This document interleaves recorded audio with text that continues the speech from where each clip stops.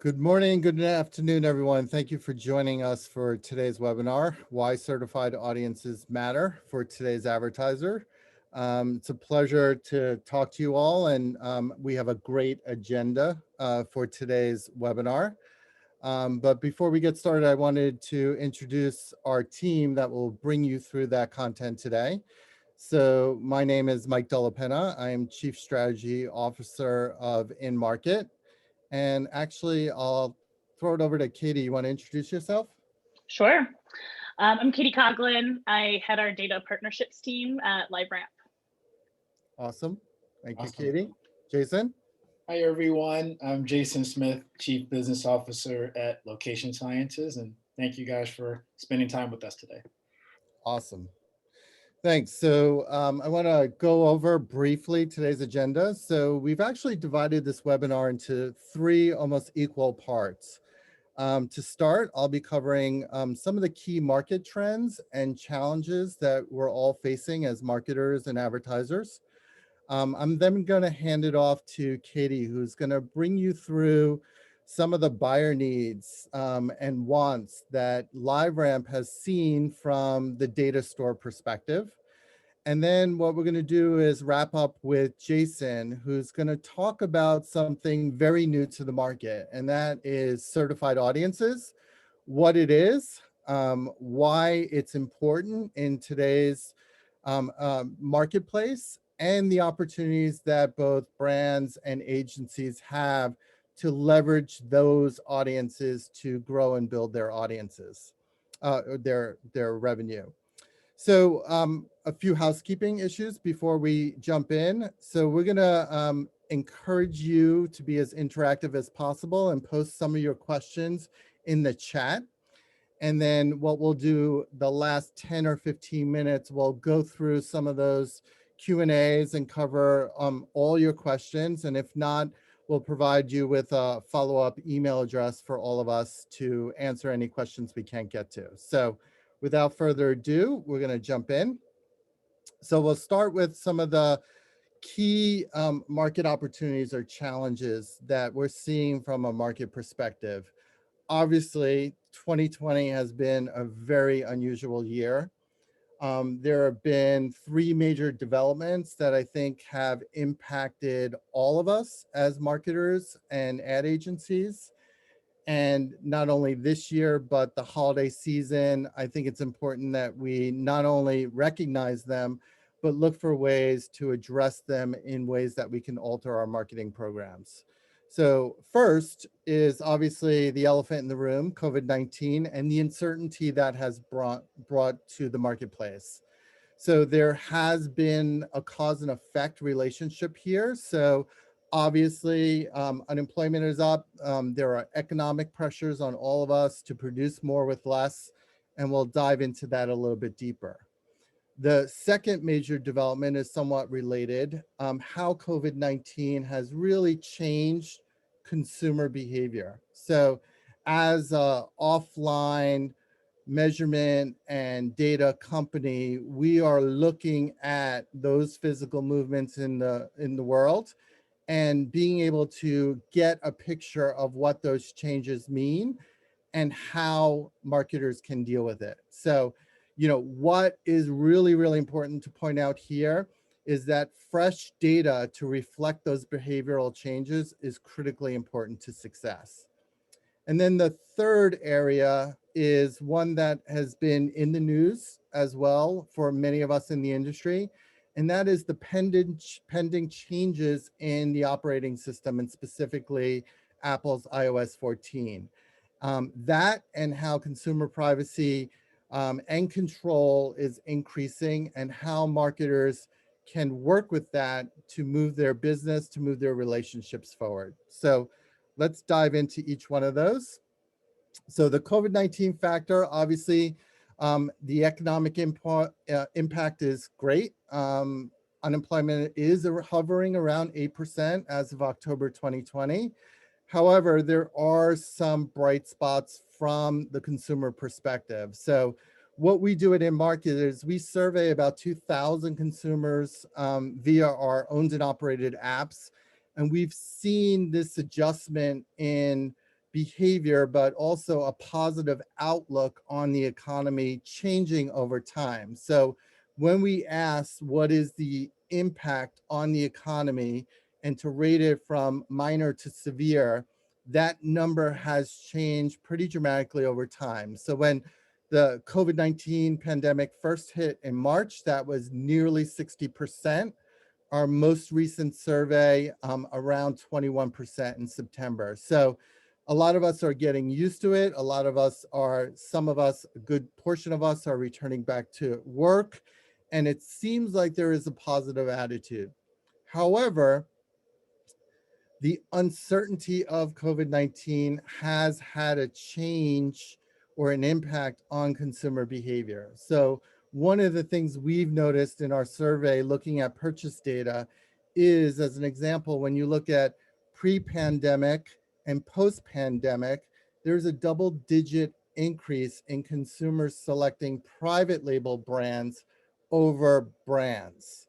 So that shift to more value-oriented, less expensive type of brands is definitely increasing as people look to watch their pocketbook. And that's an important recognition into how brands and agencies should be communicating value and talking to consumers. And then you can see on the right-hand side, many of today's leading advertisers and agencies are focusing on not only doing more with less, but focusing on the activities that generate the highest return on advertising spend. Most notable is the Marketing Week front and center PepsiCo announcing that it is streamlining its activity from a marketing and advertising perspective to really focus on the programs that are generating higher ROI. So that is the trend we see not only in the biggest brands, but all the way down to small businesses as well. On the second point, the evolving consumer behavior, it's impacting not only when people shop and how often they shop, but where they shop. So one of the things we've noticed at InMarket through our own research, again, by looking at survey data of about 2,000 consumers, is that omni-channel is on the increase. People are going less, but spending more in terms of basket size. And there is a growing interest in online to curbside pickup. One study, the J. Clemens study, says 33% of consumers express interest in buying online and utilizing curbside pickup. Our own research found that about 15% of consumers are planning to use curbside pickup more extensively this holiday season. So for marketers, really precision and understanding of these behaviors as it relates to the audience segments you're buying and how you communicate to those consumers and when are really, really important. So it folks looking at frequency and timing and omni-channel, it means selecting those audiences that are confirmed visitors in store or visitors that are in the curbside area with precision, offer opportunities for marketers to refine their targeting strategies. The third is the iOS 14 and consumer privacy wave. So as you all know, Apple has delayed the implementation of some of the IDF affirmative consent until Q1 2021. But there are industry discussions talking about what that impact will be. And you can talk to a variety of people. Most experts are predicting that impact of loss of IDFA to be between 20 and 60%. In addition, consumers will have more control to select precise or non-precise. So the loss of precision in the scale and the number of IDFAs available for audiences could potentially be impacted. And we're starting to see some of that. It really points to the importance and the value of the data that you're using Obviously, apps that have a reason to collect location, and location is a core value proposition of the app itself, will have a very little impact in terms of folks selecting non-precise data. So you want to understand not only what's in there, but what you're buying is precise, validated, certified, and authenticated. So this is critically important, because selecting a particular retail audience or CPG audience for a visitor who's maybe going to Target or Walmart, this is a huge difference. So to understand that is a precise device that can be validated in that location as a visitor versus someone from a non-precise, which has a much larger radius, can ultimately impact the performance of that campaign. So I'm gonna now turn it over to Katie, who will walk through, oh, sorry, gotta do my remote control here. The buyer issues and challenges. So let me just shift that. Great. Thank you. So yeah, I'm gonna be talking about our buyer challenges and needs. You know, LiveRamp, we have a marketplace and we sit in the middle of the industry really in transferring data, whether it's first, second, or third party into media applications. And we've seen three major industry shifts that are happening. One is increased legislation. The second is increased scrutiny by the CMO on spend. And then the third is the increase in walled gardens or device restrictions. And so these shifts certainly create challenges for the buyers, but the opportunity for high value data sets and within the opportunity for trusted partners is really high. Brands are, and they'll continue to be, tasked with being responsible for the data that they use, whether they source it or they buy it. So this puts a lot of scrutiny on the themes that you see here on the slide, and it puts a lot of scrutiny on the CMO. You know, I think we saw it with Facebook and then removing partner categories. When you wanted to advertise with a third-party data set or a first-party data set on Facebook, you as the marketer have to verify that data as your own. So you are looking for those high-quality data providers because you are now repping that data. And certainly at LiveRamp, being in the middle of the advertising ecosystem, we're seeing the exiting of low-quality data. We're seeing omni-channel reach in the loop back to analytics for evaluation on spend increasing. You know, a lot of the data partners that we work with, will do analytics and measurement reports to drive an exponential spend in targeting because they're proving their return on ad spend. And then ultimately, the better data that you have in your campaigns, the better experiences and the return on spend. And I'm not sure I'm controlling it. If we can go to the next slide. There we go. Perfect. So high quality location data is extremely valuable. When your location data is accurate and verified, it is a transaction data set. And this is what we talk about a lot with our advertising partners and with our data providers. There are a number of transaction data sets out there. And because there are so many ways in which a customer can transact. You can transact in your app, in a club card, a credit card with cash. And then today, as previously mentioned, a lot of consumers are buying online and they're picking up curbside.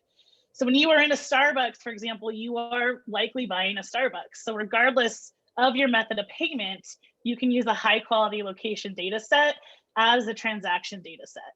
And so if you're thinking about location data as a transaction data set, as a marketer, you don't need to seek 6 different data sets to get a view of where your consumers are and certainly where they're spending. You can simplify your spend with verified data and achieve a higher return on your investment. Perfect, thank you. And I alluded to this before, but the state of the industry right now is weeding out the bad actors and the good actors are becoming more sought after. We saw this leading up to CCPA going into effect, and we're certainly seeing it now more than ever. And I don't necessarily think that high quality data is more scarce than it was 4 years ago. I think it's always been scarce. However, there's always been so many data providers that it's really muddied the waters. I think when when data marketplaces first started coming out 7 years ago and taking speed, everybody wanted to have all the world's data, so they had so many options for buyers. But in doing that, the quality of data was you drove down the quality of data because there were so many options, and anybody with a data set was putting that into a marketplace. And if you couple that with outsourcing data strategy, which has been a trend leading up to today, to media planners and agencies, in conjunction with the subpar data sets, there's wasted media spend. So it's really hard to understand when you're fulfilling a media spend why one segment is 50 cents and another is $1. So leading up to CCPA going into effect, there was diminishing return on data quality because the amount of low quality data brought down the value of high quality data. But with these industry shifts, and like I said, we think it's heavily driven by legislation. The number of sellers who can comply with the legislation has decreased, and the importance of these premium data sets and data sellers has risen. So in the world where it used to be, we want all the world's data, we now want all the world's best data. And that reduces the number of suppliers, but certainly raises the data quality. And with this premium set comes a premium price. However, I'd argue as an advertiser, your spend is more efficient and your return on data spend is higher when you're using a higher quality data set. You're essentially omitting wasted impressions. Great. And this is where LiveRamp really plays, is the importance of a trusted ecosystem. I mean, we sit in the middle of many media transactions, and we're transferring data in a privacy compliant way, in a secure way. And so the ease of data portability is tantamount today, and second only to the security of that transfer. We're seeing the rise of publishers, particularly with announcements, as we've been mentioning, around device restrictions and deprecations. Marketers are taking an increased scrutiny of their spend, and individuals want to interact with brands. They want to interact with brands, but they want to receive something from that interaction. And they also want to be in control of what they share. And this is a very interconnected ecosystem where all players need the ability to connect with each other in order to deliver for the marketer. That's what we're all going for. And then I'd be a bit remiss if I didn't plug the LiveRamp authenticated traffic solution. We're talking about all these industry changes, and really I think what everybody is laser focused on right now is how to future-proof advertising efforts. And certainly what I think about day in and day out is how to future-proof data sellers' data portability. With ATS, we're able to link the LiveRamp entity person level anonymous ID to high quality data sets. We use the LiveRamp identity link through ATS to allow media transactions to continue, even if devices for targeting become more restricted. So we're able to work with our partners like InMarket and link our identity link to the mobile devices that they're sourcing with high quality data, and ensure that as we enter the next 12, 18, 24 months, we're able to still target on that high quality data that's being sourced. And ultimately, our goal is to ensure high quality data, whether it's first, second, or third, continues to be available and actionable against media spend. What I would say is we're seeing nearly every campaign use third-party data. We're seeing top brands, and I think Pepsi was mentioned before, we're seeing top brands, particularly in CPG, seeking out really high value data sets as they seek to understand their customer. And we're also seeing the data spend for high quality data. We're seeing brands spend twice as much on the spend than they are on the data than they are on the software. And that's a unique trend that I think will only continue as brands get smarter about their data strategy and bring it more in-house.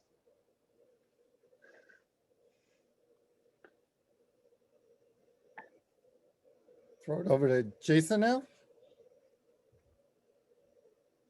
Awesome, guys. Let's see. MVP, you may still be in control mode, but thank you so much for piloting for me. So thank you all.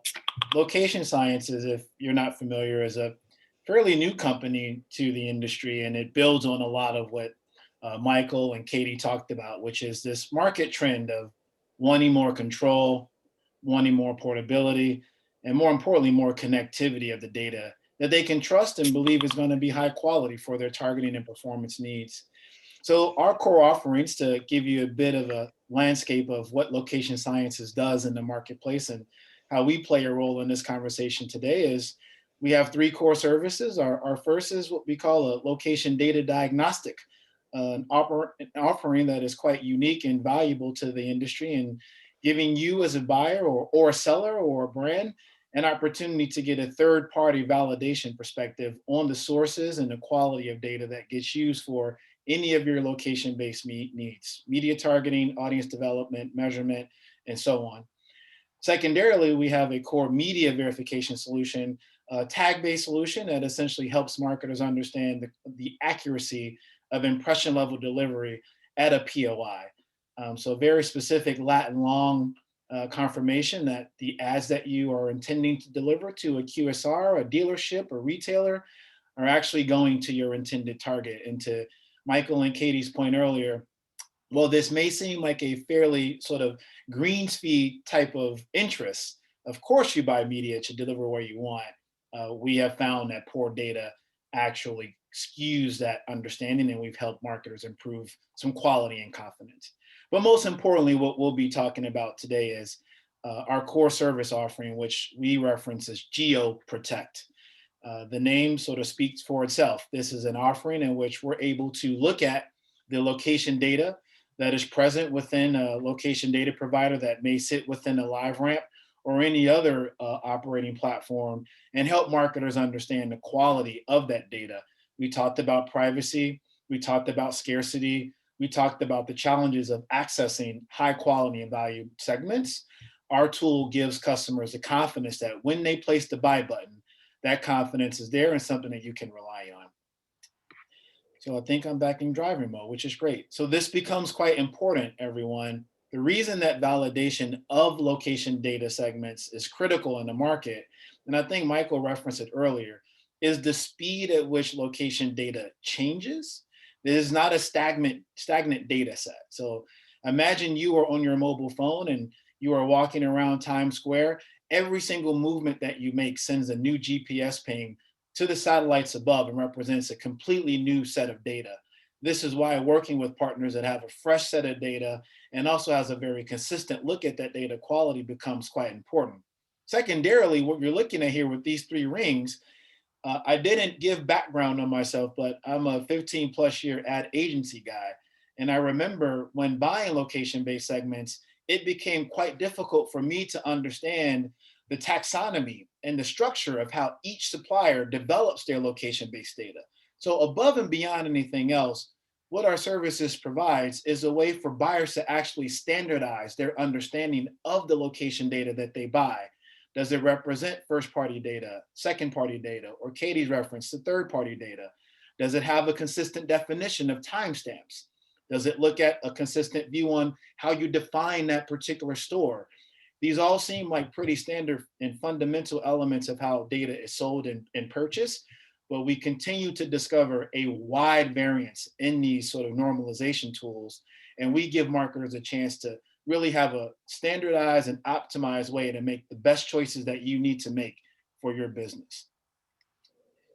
I think I'm out of drive mode. Yay, look at that. So one of the first dialogues I always get is there a there for location data validation? And what is the scale of this particular challenge? And so I'm a pretty frank guy. Everyone will have research, but I think these findings are quite consistent from what we've heard in the industry for some time. And I'll want to read some of these off to you. So from left, we've actually at Location Sciences looked at the amount of waste that typically occurs across a targeted location-based marketing effort. And on average, within our the state of location marketing report, we saw 65% of budgets typically get wasted on poor quality, or in some instances, completely mistargeted data. The challenge becomes even more difficult when you think about the audiences that are intended to reach those particular customers. We've also run research where we've seen up to 82% of location audiences have been found to be inaccurate. To lead the question, guys, How do you get to such staggering inaccuracy? A very big part of it is what Katie and Michael referenced earlier, is a lack of control of the quality of data that is typically used to build the segments that many marketers buy, and the lack of transparency that allows marketers control systems to improve or eliminate these wasted opportunities. And that brings us to the most important discussion today. None of this matters unless it results in some form of ROI for your businesses. When we look at removal of this waste, which our technology helps customers do, as well as supply partners like in market, we see up to a 49% increase in savings and performance uplift. This is notable return for customers. I liken it to the days of viewability. When we think back to that sort of pending moment in our marketing environment, most marketers have been very attuned with paying very low costs to abstract supply. Once we applied a layer of filter of quality, of viewability to our supply sources, we instantly saw the return on spend in exchange for higher quality. So now it becomes, how do we do this? How do we support partners like LiveRamp and InMarket and you and your business actually interrogate the quality of this data? And so our methodology is quite simple. We have to take the raw data from a segment that a location provider sells and offers you as a customer. This is what makes InMarket quite unique in our environment today, is the total transparency. There is no way for you to gain insight and understanding of quality of this data without a complete, relentless effort and intention around transparency, which is the starting point for our methodology. Second variable starts to take a look at two key components. Regardless of what you take away from today's discussion, if you are in the location marketing space, you should be asking about these two variables. The first, deterministic confidence of the data. Do you actually see a representative signal of someone that has visited that QSR, that grocery store, that gas station? Do you actually see a physical representation of the event? Secondary element goes back to Michael's reference. Do you see an event that you can correlate back to an actual operating system, an actual phone that increases your likelihood and confidence that A, it was a consent-based delivery, that someone has opted in and said, I want my phone to allow a marketer or technology system to target me. That talks about the value exchange and the diminishing value or diminishing scale of those value types of SDKs and apps, in which partners like InMarket and LiveRamp prioritize when they think about the data that you look at. So that operating system confidence is very important. And I always reference it. If you are using Google Maps and you see that blue circle is really small, when you open it, your phone is trying to find where you are.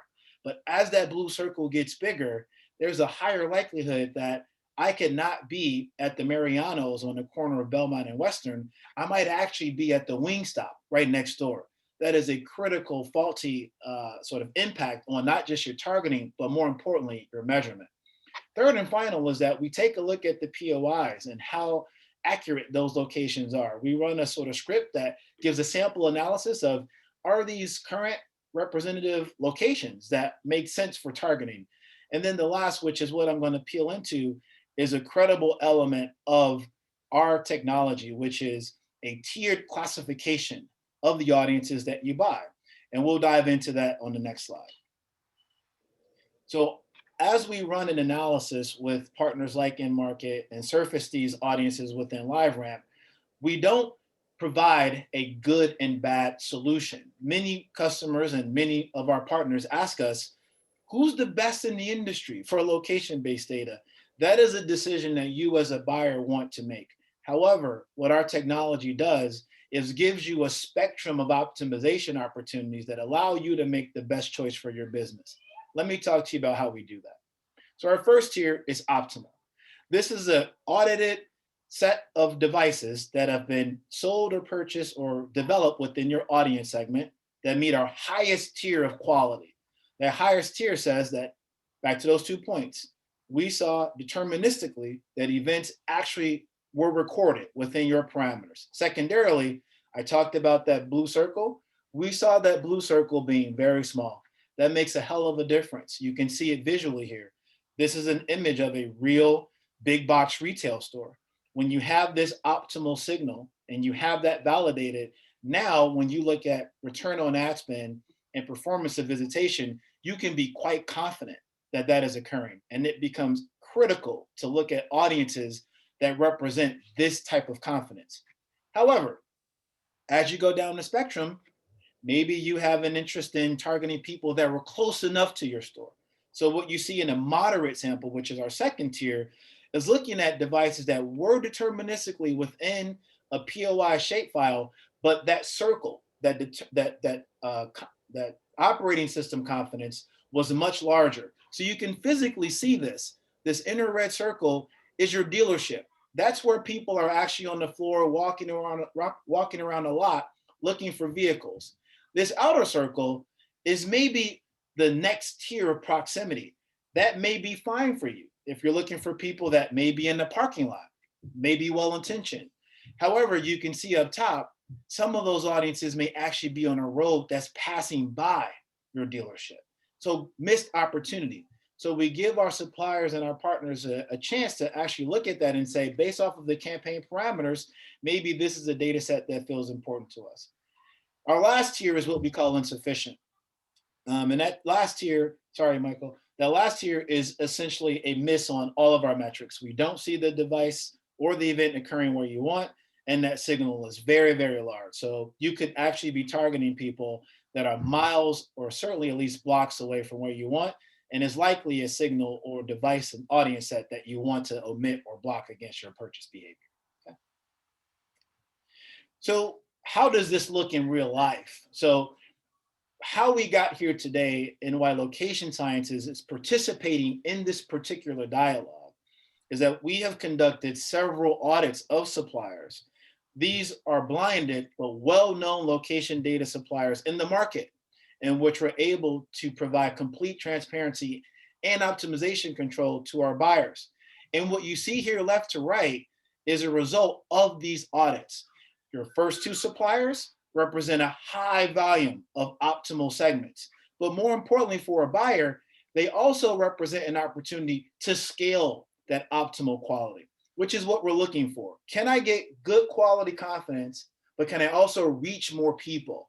This represents a great opportunity for customers that have an interest in really applying precision, quality, confidence in their location-based buying. To the far left, we see a bit of the antithesis of that. We see a very low volume of optimal devices with a higher segment of devices that are a bit questionable, and the scale is quite small. Here's the kicker. As we run these audiences, unbeknownst to the buyer, the sell parameter for each of these suppliers is exactly the same.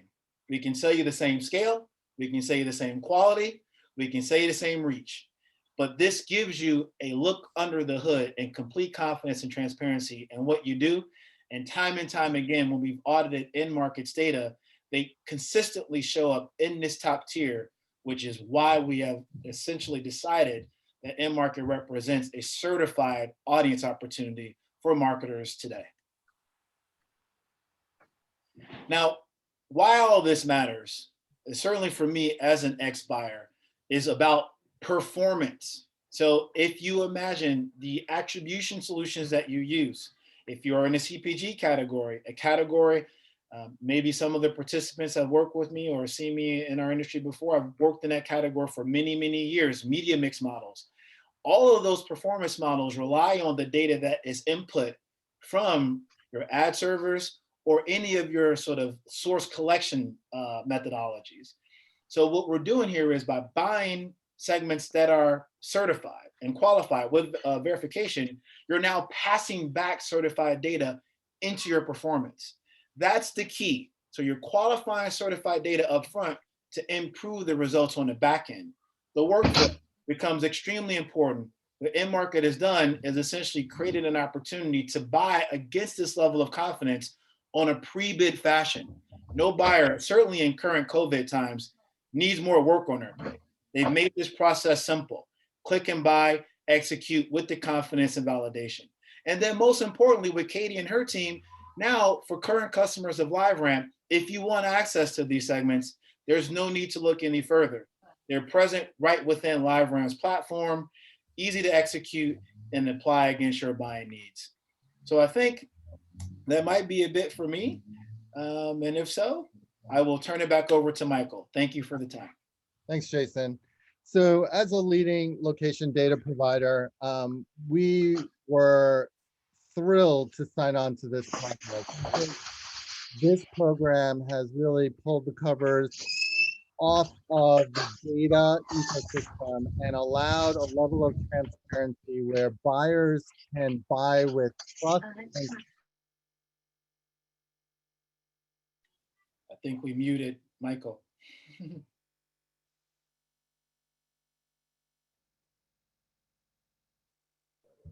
can you hear me? Back on. Okay, sorry. So this will also translate to results. And there are three components that we believe combine to create the ultimate benefit for the advertiser. One is assuring that radius is what it says it is, right? You are buying the location specific audience that has a verified visit. Two, relevance is super important, right? So to target consumers based on that validated past behavior or current behavior is critical to ultimately success.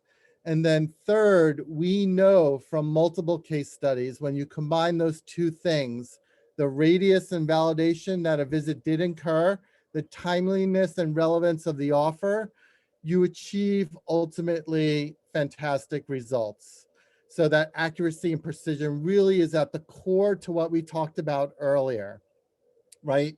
The focus of the challenges of today, getting more out of what we all have to work with in terms of optimizing your media spend, reacting in real time to consumers' changing behavior, making sure that data is fresh, and then ultimately trying to reach those consumers on a permission-based basis who have and see and recognize the value of providing that IDFA in exchange for a super relevant offer. So let's bring that to life. Most recently, we announced some of our breakthrough winners. This is for our Moments product that leverages not only data, but that real-time ability to wake up a phone as a consumer is walking into a retail location.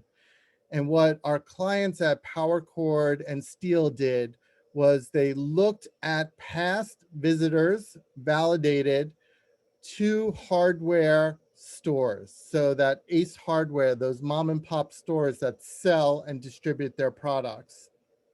They combined it with other consumer behavior like DIY, and then they surfaced that ad as the consumer was walking into that retail location. And the results are what you see is an 18% click-through, which is 30x the industry benchmark according to Google's standard 0.6% for mobile advertising. So you can begin to see how important precision and timing and accuracy and the freshness of the data can translate to ultimately performance at the end of the day. And with the help of LiveRamp and Location Sciences, we're excited to make these segments available to all buyers on the data store. So with that, the future of audiences can be wrapped up as such. So privacy and performance are the focus of the day, particularly in the environment we're all operating in. Quality, accuracy, and precision matters, but it's also important that is validated and certified by independent third parties. That allows agencies and marketers to buy with confidence. It's almost like conducting an RFI or an RFP, and that independent third party source has validated that what you are buying is exactly what you think you're buying. Quality does equal performance, as we just saw, and that level of trust through that certification gives you the confidence that you can buy and be successful given it is what it says it is. So we believe that's the future of advertising. We're excited to make these segments available. And I want to thank both Katie and Jason for their help today. And what I'm going to do is I'm going to open up the chat to take some of your questions, and we're happy to answer that. We have about 10 minutes left, 9 minutes left. And Daniel, are you? Yep, I'm monitoring the chat. So the first question that came in is, are there conversations with the IAB to make location sciences and LATS a gold standard across the industry? The reason I ask is it would be great to hold vendors accountable and exposed to that are exposing poor and inaccurate data. It's a great question. I can certainly reference that, and thank you for asking. So currently, there are a number of different industry organizations that Location Sciences is aligned with. The first I want to begin with is TAG. So the Trust Accountability Group has been a great partner of ours. We're members of TAG, and we've played a critical role in guiding their thinking around the trust and quality, along with removal of nefarious activity from location-based marketing. The second is the MRC, which is a question that we often get. MRC, we are actually pending as a validation source within MRC, and we're quite excited about it. The reason for that, if you think about it, is we're actually bringing a completely new verification service to the industry. And we're actually quite proud to be the first ever to have this particular verification and certification from the MRC. And then the question to IAB, yes, we are in very close collaboration with the IAB. One of the initiatives that we are aligned with is the IAB's data label, which is also supported by BPA. We released an alignment with that group, I want to say maybe 2 months ago or so. So yes, we have really been embraced by each of the industry groups, and we hope that inspires more trust and confidence within the buyer marketplace. Great. When will these certified audiences be available? I can take that one. So we're excited to be releasing the first batch of 250 certified audiences on the LiveRamp data store early next week. That will be followed by a second batch of 250 segments shortly thereafter. And it will give our buyers, the advertisers and marketers, the ability to buy these segments directly from the data store. We can also create custom segments if you were to combine the location certified with other demographics. So there's also flexibility in doing that. So very, very shortly, you can start seeing them next week. You talked about the shift to more curbside pickup shopping. Can you elaborate a little more about the ability to target curbside shoppers versus in-store? Sure, I can take that one. So there's a couple of things that you can do. So at in-market, we have in-market segments. We also, through the acquisition of Ninth Decimal, have the availability of Ninth Decimal segments. And those range from the certified audiences to precise audiences to modeled audiences. Curbside audiences are actually also available on the data store, and they can be built a number of different ways. So they can be modeled based on consumer behavior or surveys, but we can also look at things like location, the precision of the location with dwell time to also create a set of curbside audiences. So there are multiple ways to get at curbside audiences, and I would encourage you to look at the data cards on the LiveRamp data store to check that out. Number of really interesting segments that are new for Q4 as we are looking at your holiday shopping marketing activities related to COVID as well. So we're looking at activities, folks who are moving back into online shopping. So they're COVID-19 recovery segments that are available through the Ninth Decimal taxonomy. So lots of ways to target users based on behavior. There are online shoppers also available, cross shoppers from both online and curbside. So a lot of new interesting segments being brought to market, looking at that precision in order to create them. Katie, you mentioned that larger brands are making the move to being more apt to paying more for higher quality data. Do you see this shift moving quickly to the rest of the market? Yeah, no, I think so. I think, some of the first announcements that we started to see this happening were CPG brands bringing in a chief data officer. And that started happening a few years ago when they started making those announcements. And then, excuse me, we also are seeing brands with having a chief data officer and creating an in-house data strategy. We're seeing brands also want to bring in a data lake or a data safe haven where they can analyze not only their data, but all the different types of third-party data sets that they acquire.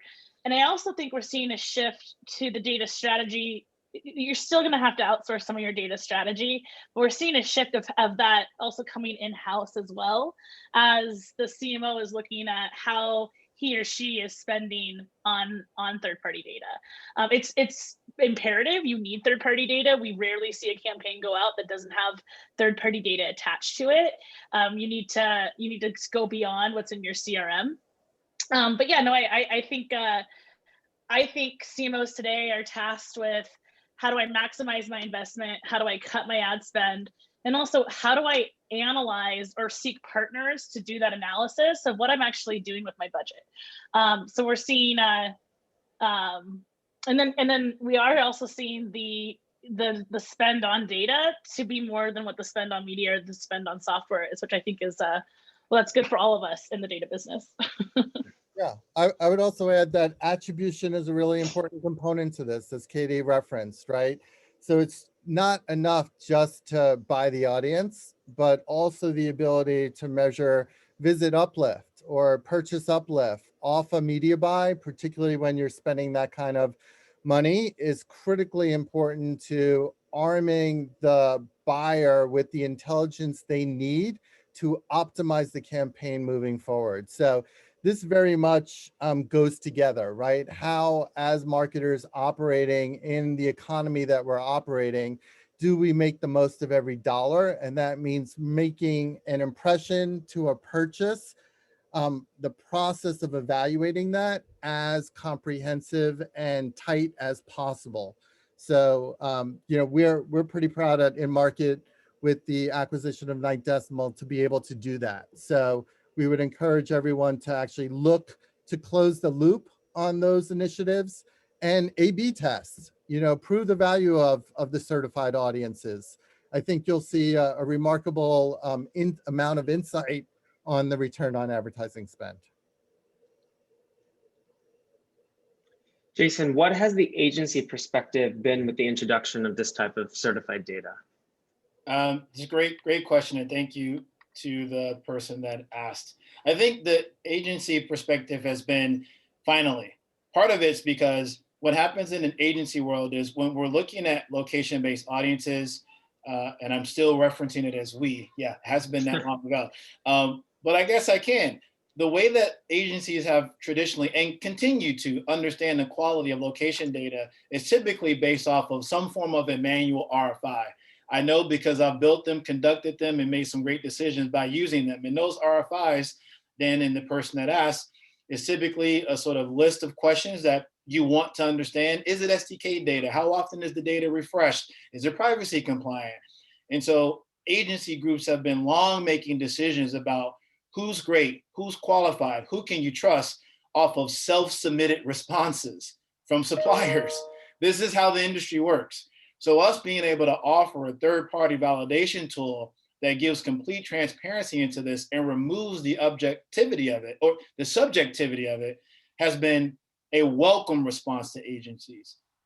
Yeah, very, very much so. I really do think the response has been, finally, we now have control. To Katie's point, we have more control of the data that we buy, and it's gone a long way for a lot of our partners. I actually had an agency say, thank you for doing the heavy lifting for us. I can recommend this with more confidence now. Yeah. So having that independent third-party verification, certification of what they're buying is in fact what they were sold or what they thought they were buying is critically important to helping expedite the agency selection process, and they can do it with confidence.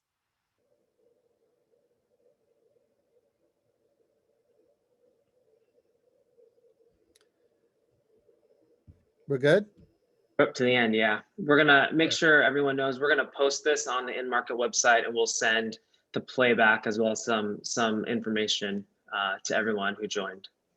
And just a big thank you for both Katie and Jason for helping me out today. And thank you all for attending. I know a lot of us are zoomed out, but thank you for sticking it out with us and for joining the webinar. We hope we brought some really important information as you're planning your Q4 activities. And feel free to reach out to us if we can help in any way. So happy Halloween, everyone, and stay safe. Great. Thank you. Yeah. Thanks, guys.